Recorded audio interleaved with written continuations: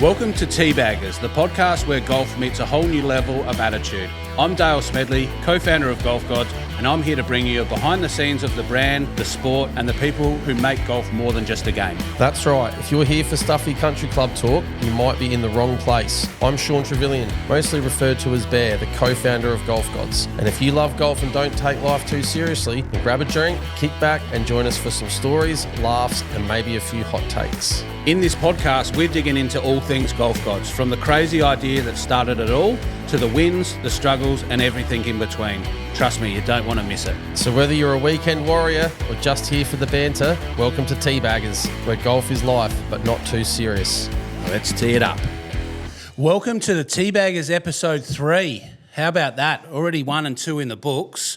We've had some absolutely fantastic feedback, I would say, from family and friends already on the people that have seen it. Lots of views that's been shared privately, and people are excited for us to keep going. So here we are for it. That's it. So if you haven't seen episodes 1 and 2, make sure you jump on and have a refresh of those. But just quickly, we started off episode 1 with how we all got started, the idea behind the brand and things like that. And then we went into how we built an econ brand from $2,000 investment to total revenue of $27 million. And we went through those early challenges and things like that.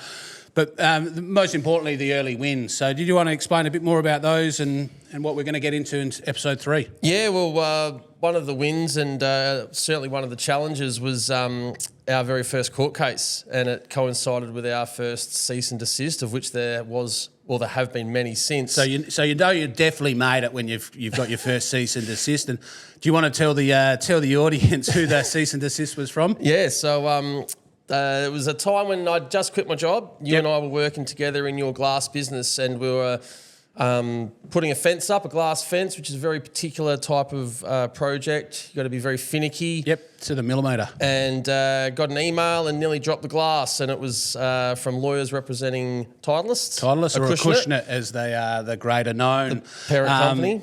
Yeah, so that was definitely a shock to the system, and something they don't actually tell you in YouTube University of how to deal with cease and desist from billion-dollar companies. No. So do you want to explain to the audience, like, what was the thing that they were so upset about to start with? Basically, we'd been selling our own Golf Gods branded products for a little while. They were going well.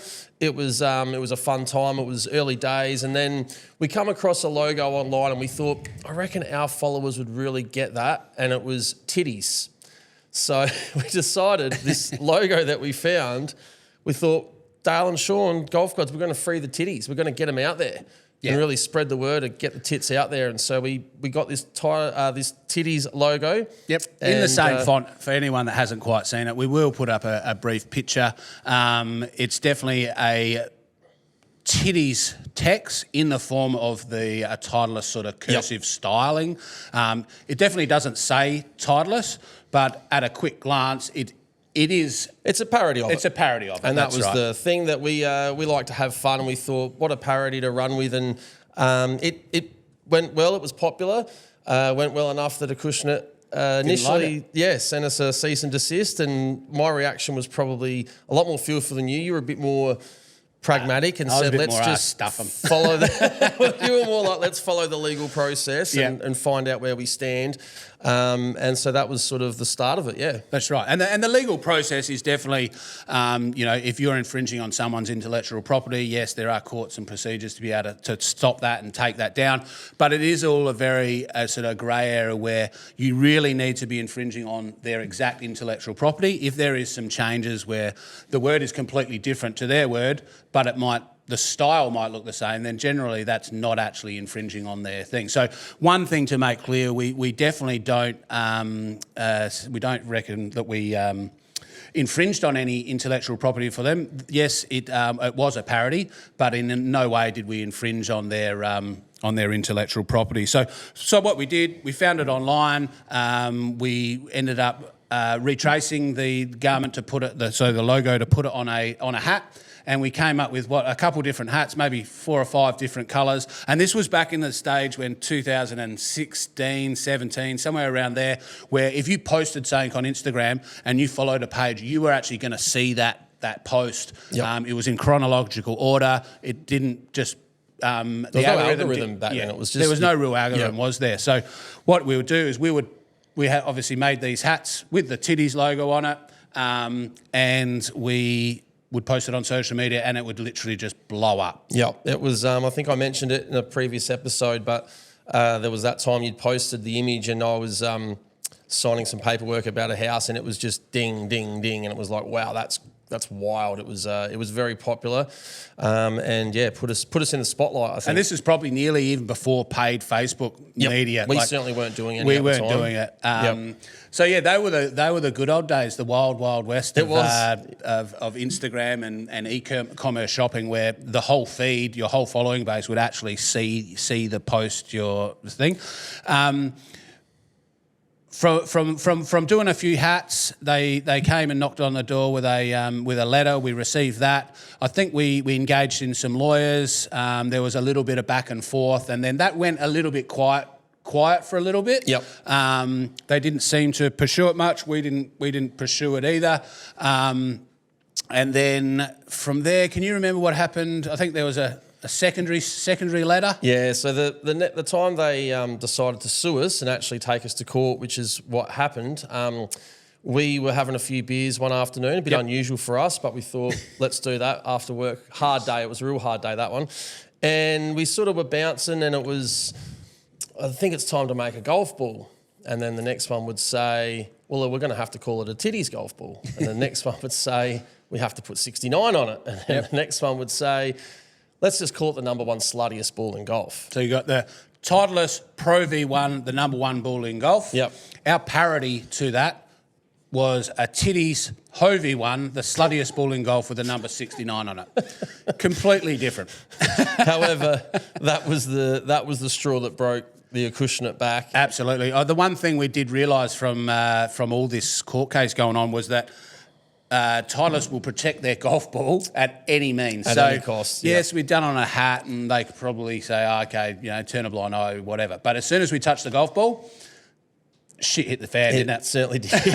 And that was another sobering situation, because that time our lawyers said, this is going to court, they are serious, and that's what ended up happening. So absolutely. So we still weren't full time at this stage. So, and you listen back onto the first or second episode, I sort of said $50,000. So we were making under $50,000 a month. We've got a court case in Melbourne with $1 billion golf company, and we've never been in this situation before. So quickly through lawyers, we probably did a legal degree in about 12 months, and this court case went on for nearly 2 years all up. Yep.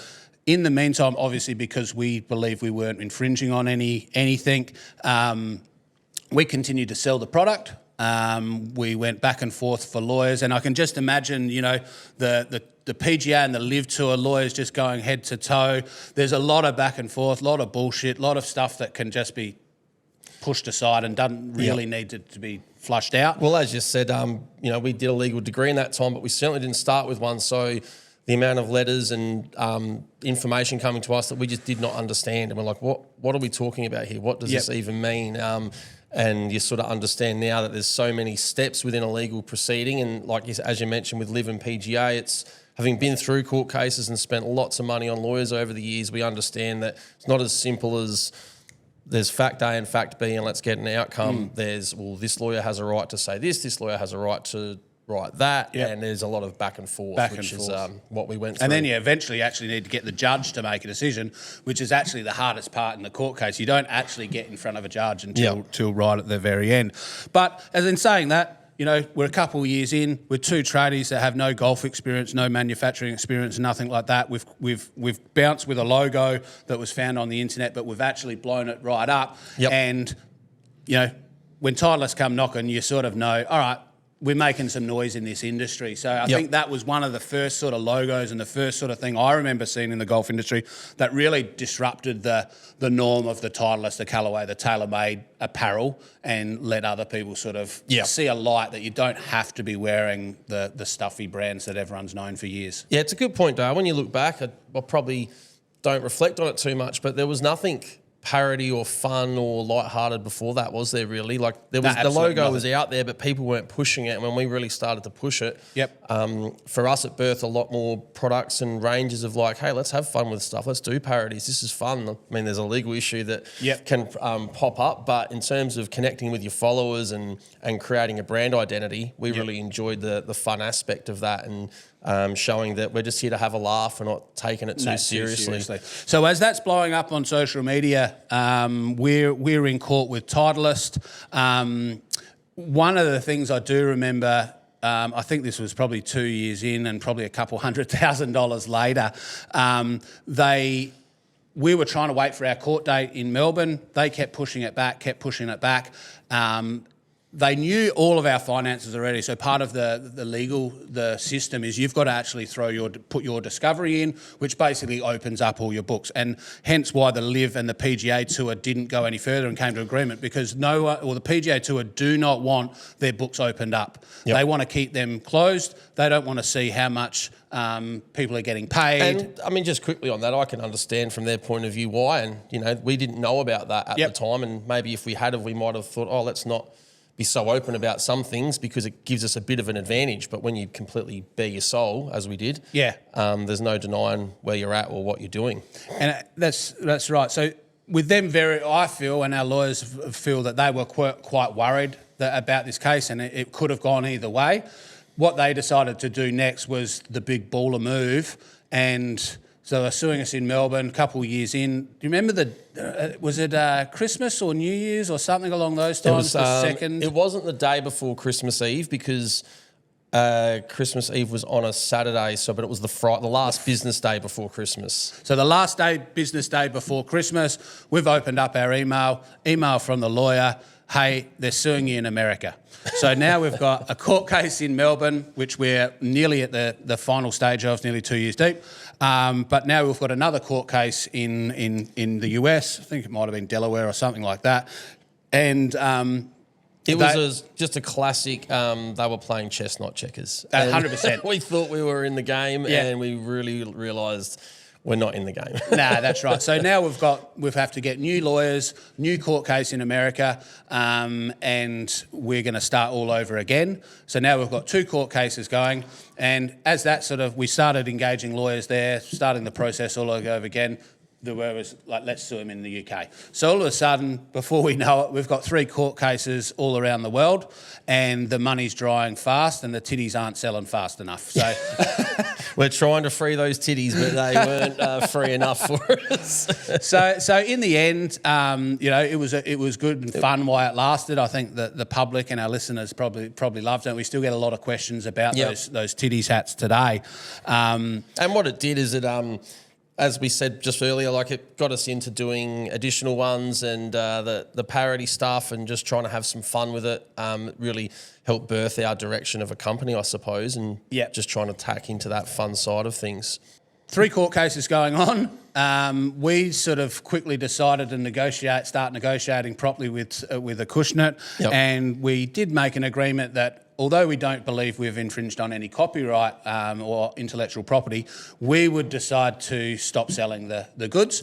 Now, most people probably don't know, you don't just stop that day and then you're gone. What the negotiations work out is that you actually get a little bit of lean time to go, if all right, today's the 12th of October, then you got until the 12th of November to stop selling. And they are all down to negotiation, isn't right. it? It was up to both parties to agree on Yep. the outcome, and we were able to, we bent the knee, I think. Game of Thrones was very popular at the time, and that's how I sort of viewed it. We were happy to bend the knee to them and stop selling. Agreed on cutting it out and moving on, and both parties thought that was a good outcome. So yeah, absolutely. So no more titties for us to sell, which is fantastic. But it did give us a good little a leg up on the brand and how to do things and how to run court cases and the legal system in Australia and America. So not all lost there. I think that was good. But one thing it did hold us in good stead for, Sean, was some more court cases to come. So there is a fair list of we've got a couple, legal... but I think there'd be well over a dozen cease and desists, probably more than that Probably we've had more over than the that. journey. And Couple of your favourites? yeah. Tell us.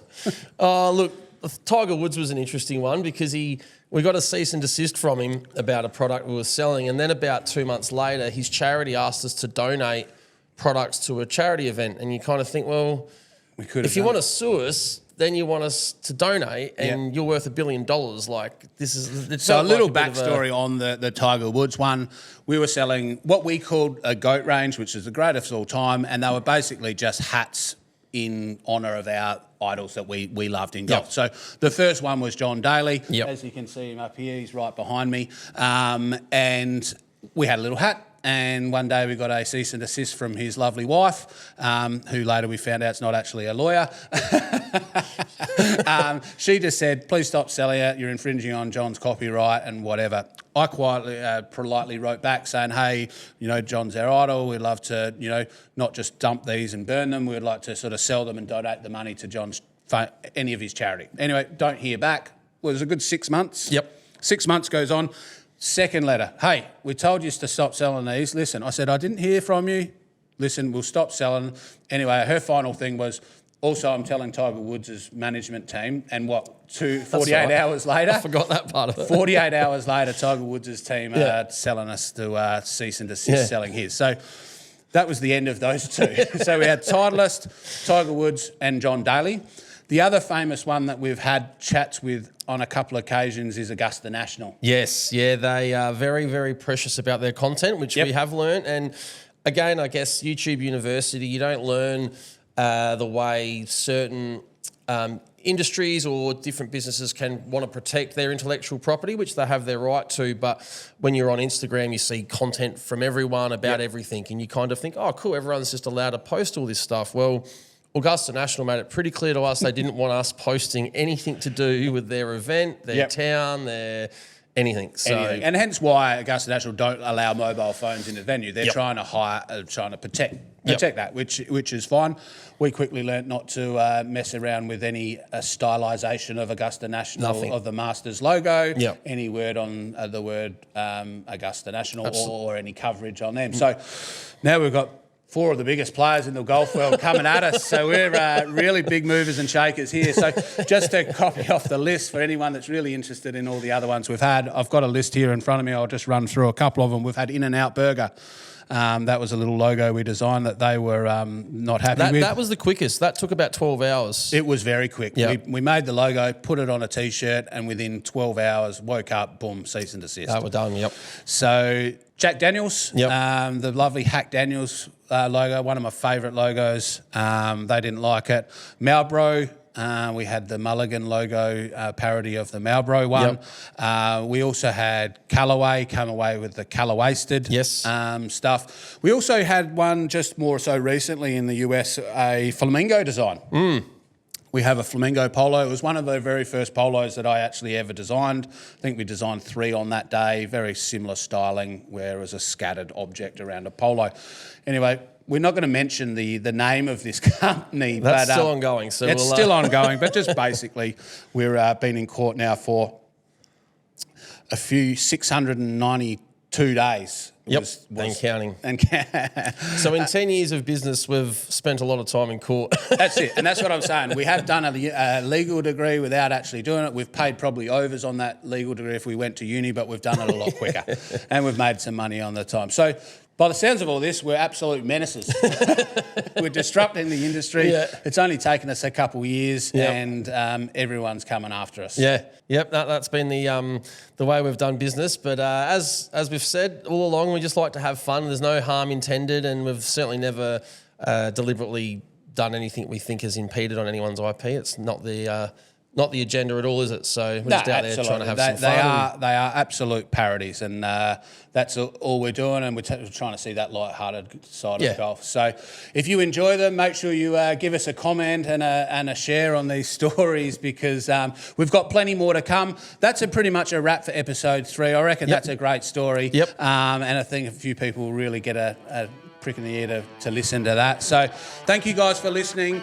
Hope to see you back for episode 4. Yep. Let's tee it up. Thanks, guys.